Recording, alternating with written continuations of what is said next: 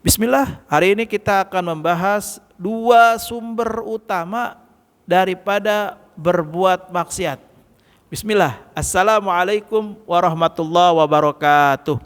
Alhamdulillah, wassalatu wassalamu ala rasulillah wa ala alihi wa sahbihi wa man walah, amma ba'du. Berbicara tentang maksiat, maka manusia secara umum punya potensi itu. Tinggal apakah kita lalai dengan maksiat kita atau kita kembali kepada Allah dengan bersegera istighfar dan minta ampun. Yang hari ini kita akan bahas adalah apa yang menjadi sumber manusia berbuat maksiat. Nah, ternyata terkait hal ini tentu pernah disampaikan dalam nasihat atau yang diutarakan oleh Sufyan Tsauri di dalam kitab Nasaihul Ibad. Imam An-Nawawi menjelaskan di sana terkait hal ini, yakni ada di bab 2 maqalah yang ke-9. Kita akan baca redaksi aslinya. Bismillah, wal maqalatu at-tasi'ah. Adapun maqalah yang ke-9. An Sufyan Ats-Tsauri radhiyallahu an, kullu ma'siyatin an syahwatin fa innahu yurja ghufranuha, kullu ma'siyatin an kibrin fa innahu la yurja ghufranuha li anna ma'siyatal iblis kana asluha minal kibri wal wazallata adam kana asluha minasyahwah. Ya, ini kalimatnya sangat jelas dan sangat terperinci sekali. Apa kata Sufyan Tsauri di dalam nasihat ini? Beliau mengatakan kullu ma'siyatin, sesungguhnya setiap maksiat sumbernya dari syahwat, dari hawa nafsu. Fa innahu yurja ghufranuha. Kalau sumbernya hawa nafsu, kata Sufyan Tsauri nih, kata sahabat, maka bisa segera kembali kepada Allah dengan cara minta ampun kepada Allah Subhanahu wa taala. Kemudian yang kedua, sumber yang kedua, wa kullu ma'siyatin, dan semua maksiat sebab yang kedua adalah an kiborin, dari sombong. Apa itu sombong? Da'wal fadl, merasa utama dia daripada orang lain. Jadi kalau ada dalam diri kita merasa lebih utama, lebih baik, lebih cantik, lebih ganteng, lebih kaya, rasanya lebih daripada orang lain, itu namanya kiber, sombong. Fa innahu la yurja ghufranuha, sesungguhnya kalau penyakit sombong ini tidak dapat kembali. La yurja ghufranuha, untuk minta ampun. Kenapa? Li anna ma'siyatal iblis, karena merasa sombong adalah kesalahan iblis di masa lalu.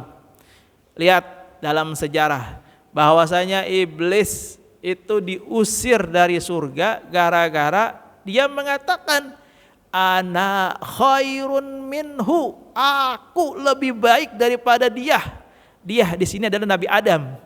Ketika Allah memerintahkan, wahai seluruh malaikat, sujudlah kalian kepada Adam.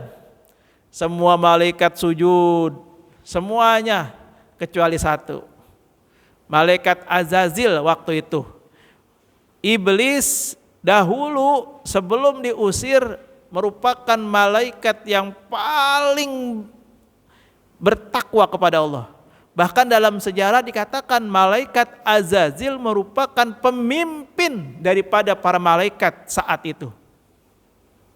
Makanya ketika Allah memerintahkan bersujud kepada Nabi Adam, malaikat Azazil ini menolak dengan berkata, ana khairun minhu, saya lebih baik dari dia. Khalaqtahu min tin wa khalaqtani minan nar. Aku diciptakan dari api ya Allah, dia dari tanah. Nah, ini iblis nih. Jadi kalau ada manusia merasa dirinya lebih baik, lebih ganteng, lebih cakep, lebih cantik, lebih kaya, merasa lebih daripada orang lain, maka sifat iblis bersenyayam dalam dirinya. Sifat iblis merasuki dalam dirinya. Sifat iblis ada dalam dirinya. Hati-hati. Nah, ketika sifat kiber, sifat sombong ada dalam diri seseorang, nauzubillah ya, jangan sampai ya. Makanya dalam diri kita itu hendaknya perbanyak istighfar, perbanyak mohon ampun. Agar apa? Sifat kiber, sifat sombong jangan sampai menempel dalam diri kita. Kenapa? Karena kalau sudah menempel dalam diri kita susah dihilangin, susah dihilangkan. Hatta dengan istighfar pun itu tidak mempan, tidak bisa dihapus. Nauzubillah summa nauzubillah. Wa zallatal Adam, dan adapun kesalahan Adam. Nah, jadi di sini dibahas nih, dikasih tahu oleh Sufyan Tsauri bahwa kalau iblis diusir gara-gara merasa lebih baik. Nah, kalau Adam kesalahannya karena apa? Asluha minasyahwah. Adam itu digoda dengan hawa nafsu. Hawa nafsu Adam saat itu nggak tega sama istrinya si Hawa. Hawa ini selalu merengek-rengek merayu Adam supaya makan buah khuldi.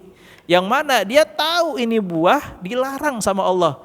Tapi karena syahwatnya, karena hawa nafsunya, akhirnya Nabi Adam luluh dengan istrinya, luluh dengan godaan si Hawa. Makanya makanlah tuh Nabi Adam buah yang dilarang tadi, yakni buah khuldi. Makanya ketika